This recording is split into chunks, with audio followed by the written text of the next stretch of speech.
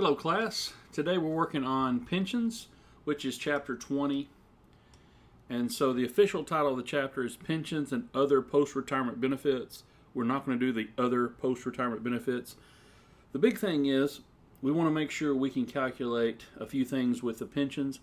It is a complex topic, so you got to make sure you understand all the little details that go on here, and the calculations that aren't that difficult. But the topic itself is a challenge.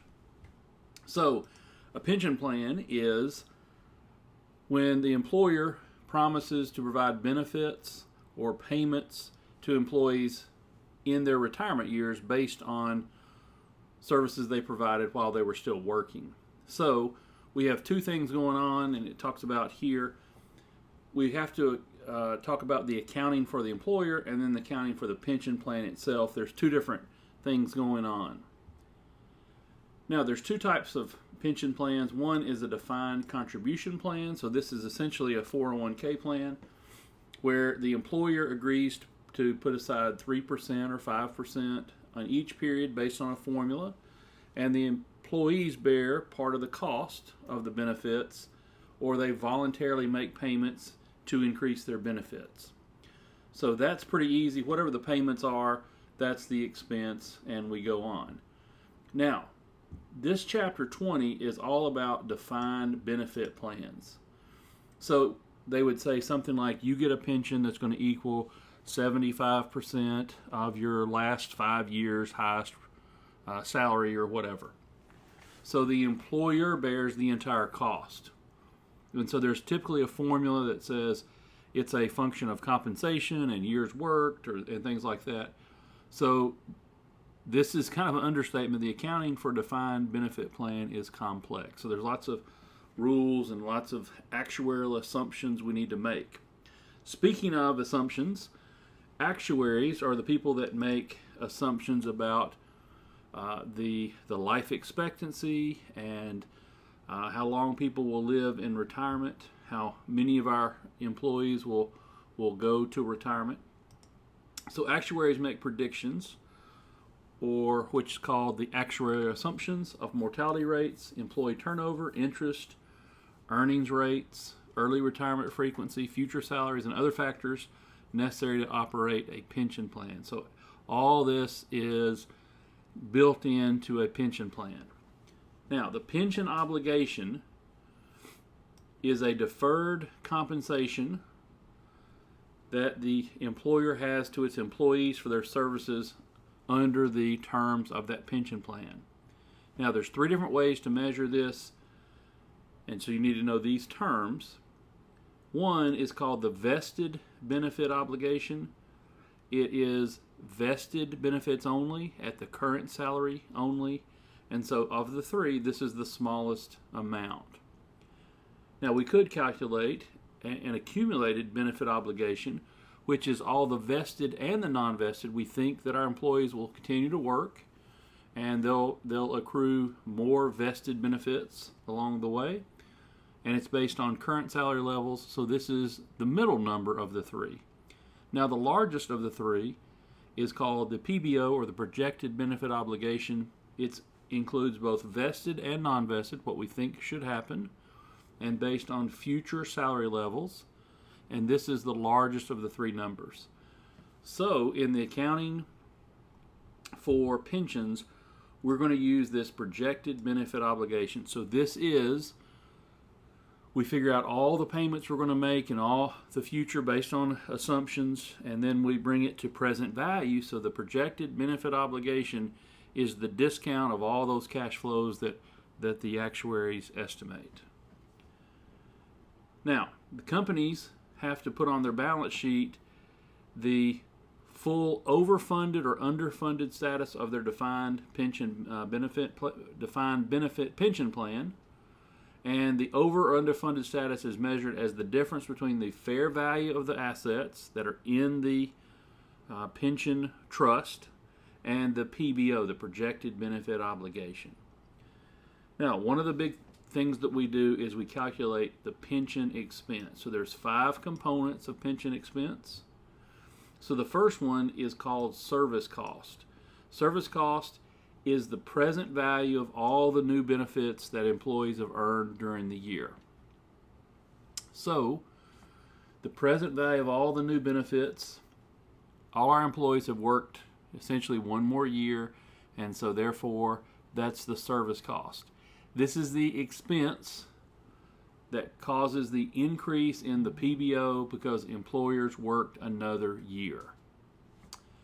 Now, because this is a big present value calculation, there's interest that goes on here that we calculate. Now, to bring all this back to present value, we have a discount rate to bring that all those future payments to present value. So pensions are deferred compensation. They're recorded on a discounted basis. That means that, the discount rate is bring it back to present value. It's the opposite of compounding. Compounding is to grow it in the future.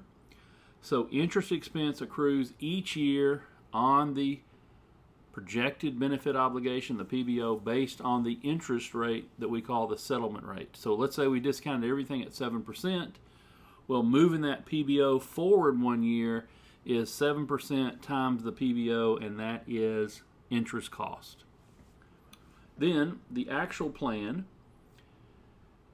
the assets in the plan have an actual return.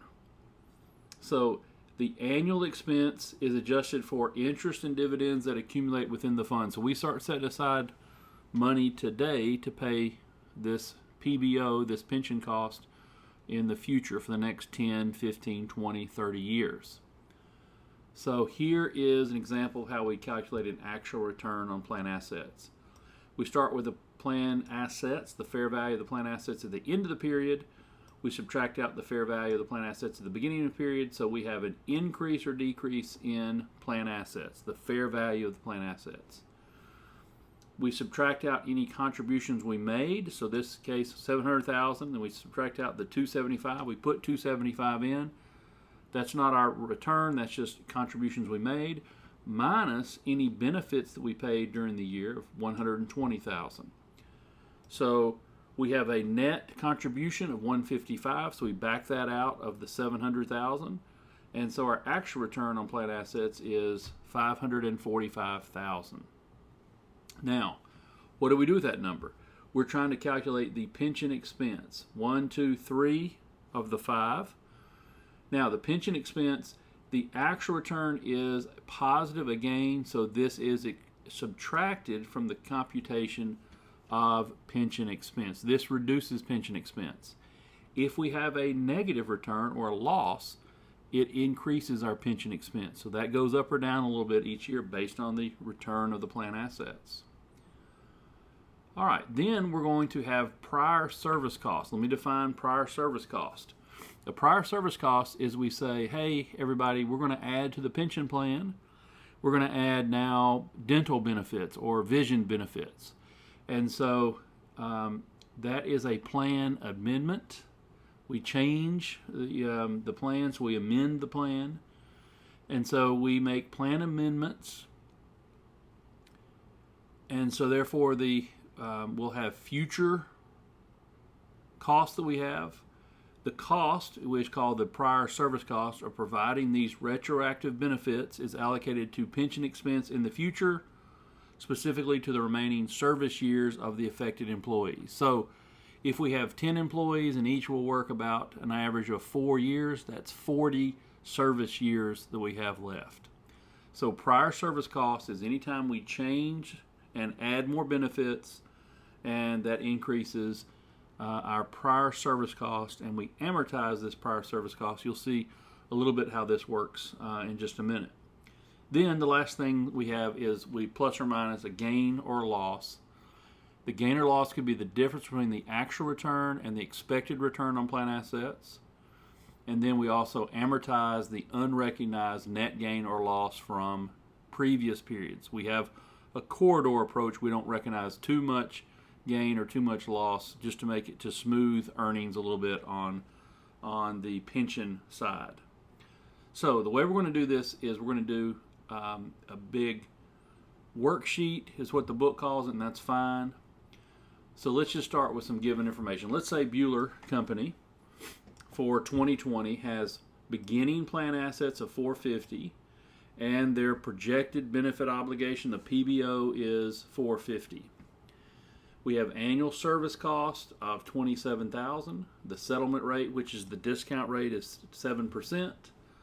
The actual return on plan assets is $30,000. We contributed to the plan $32,000, and we paid benefits to retirees of $17,000. So we're going to set up a worksheet, and we'll show how this works. In your book, they have debits and credits, and the way I did it is I just put debits as positive and credits as negative, so you can see what's a debit and what's the credit, and then the numbers all work out fine. So here we need a column called the annual pension expense and debit or credit. We're trying to figure out the pension expense number.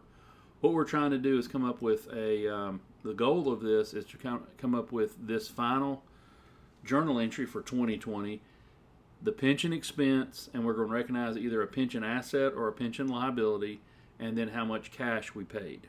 Now, if our expense is $28,500 and we paid in, because of our actuarial assumptions, $32,000, then we're building an pension asset of $3,500. All right, so let's show you how this goes step by step. Our balance at the very beginning for the PBO is $450,000. I made it a negative $450 because it's a credit. The obligation is a liability, right? The plan assets are $450. That's given, and I've just totaled the column here. So obviously you can check mine and see how the total works. Then the annual service cost. Well, the service cost is going to be a pension expense number. So we have the five items: service cost, interest cost, annual return, contributions, and benefits paid. We're going to try to figure out the cost here. Here we do not have any amortization of prior service costs. The next one will have prior service cost.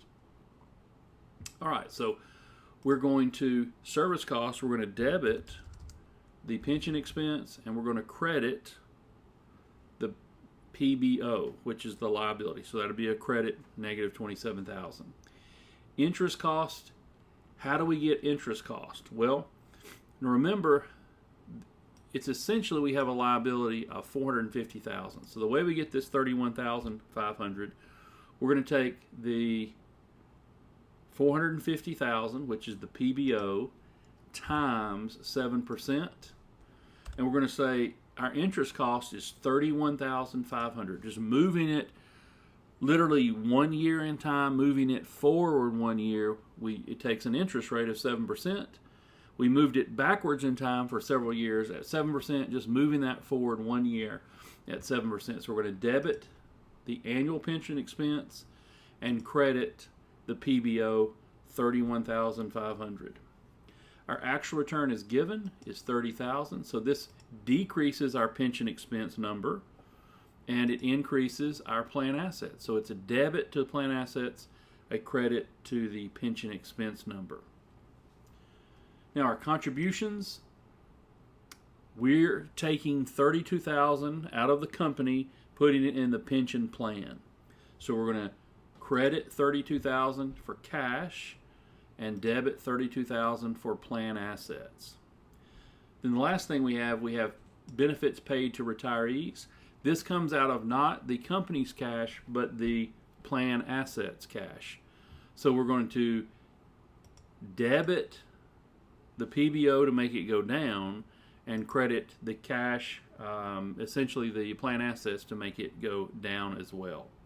So both of these cause a decrease in the PBO and the plan assets. So we're going to just total this up. So what we have three components for our pension expense. So it's going to be $28,500.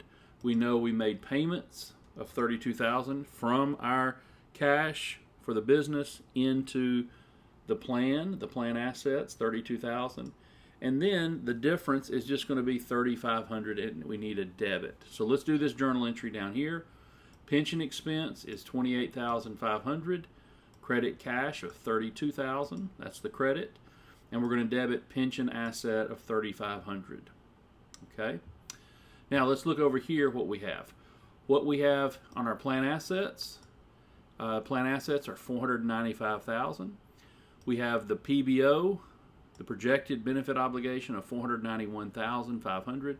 So we have a little bit of a overfunded pension by $3,500. So it is, even though right now we have $491,000 is our obligation, we have $495,000, and over time we might be a little high or a little low, but we don't want to be underfunded by significant numbers. All right, so that is what happens with the pension expense numbers.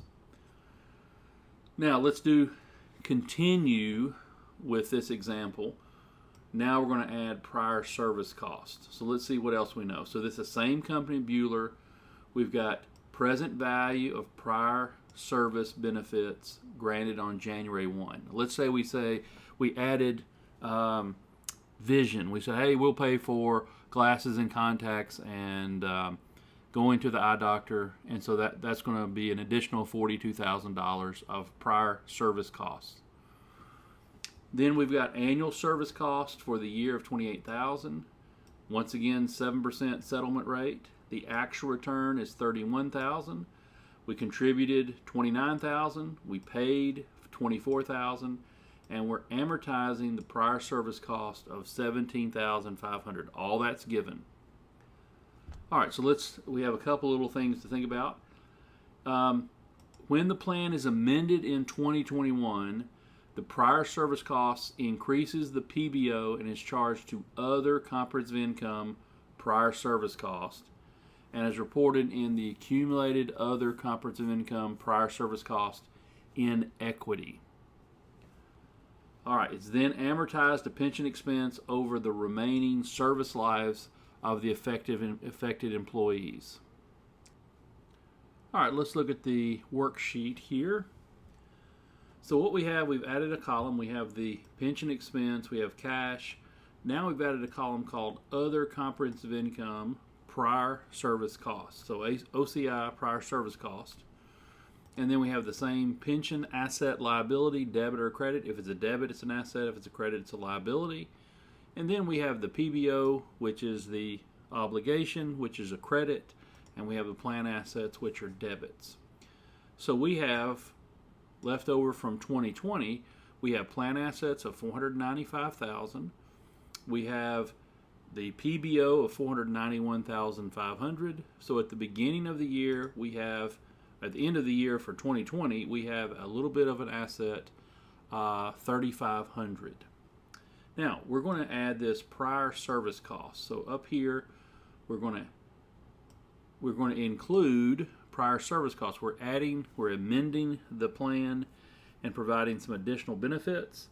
So we say we're going to debit OCI, prior service cost, and we're going to credit the PBO, which makes the PBO larger. All right.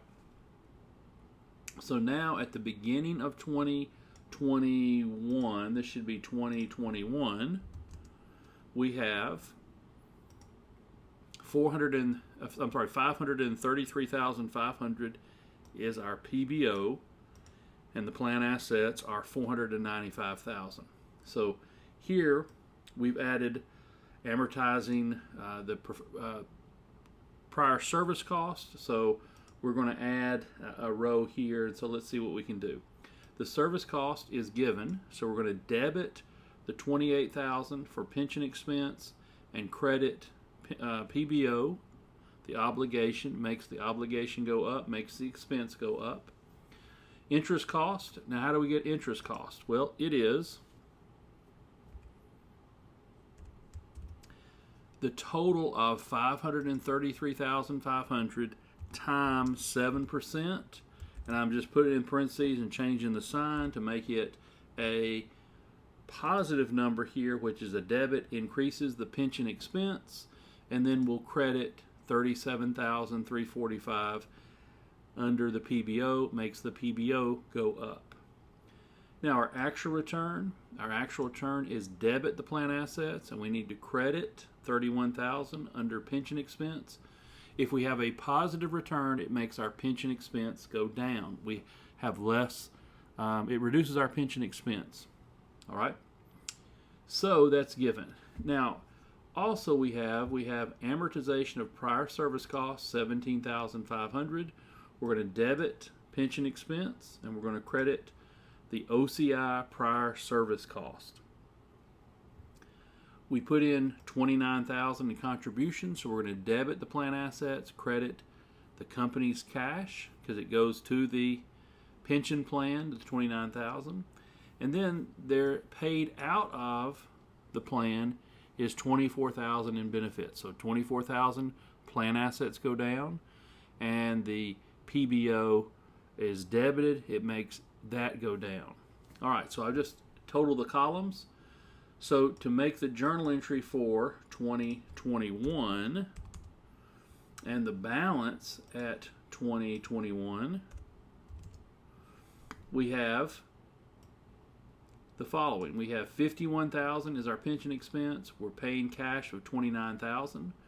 We also have a debit to other comprehensive income, prior service cost, and we're going to credit then the pension liability.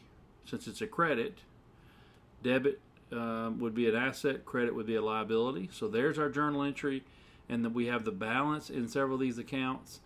The balance already started for the asset was $3,500. We reduce it by $47,000, so we're going to have a liability at the end of $43,845. Our PBO is $574,000. And our plan assets are $531,000. So let's make the journal entry. The journal entry would be pension expense, $584,000. That's the total of that pension expense column. We need to debit other comprehensive income, prior service costs for $24,500. We're making a cash payment of $29,000. And then we credit the liability for $47,000, and it'll make the balance. Watch this. The PBO is $574, the plan assets are $531, and then the balance of the liability, the pension liability, will be $43,845. We are underfunded by $43,845. Not a big deal on this, but it is a little bit underfunded. It'll be a little overfunded, a little underfunded. Hopefully we don't get years and years behind on putting money in the pension plan. Now, there's some other things in this chapter. These are the big important things. There's other small things like the smoothing idea and using the corridor to amortize. So I think there's one problem, homework problem on corridor. I'm not going to ask you that on the exam. So make sure you know how to do these different components on pension expense and how to do these worksheets. All right, great. Good luck.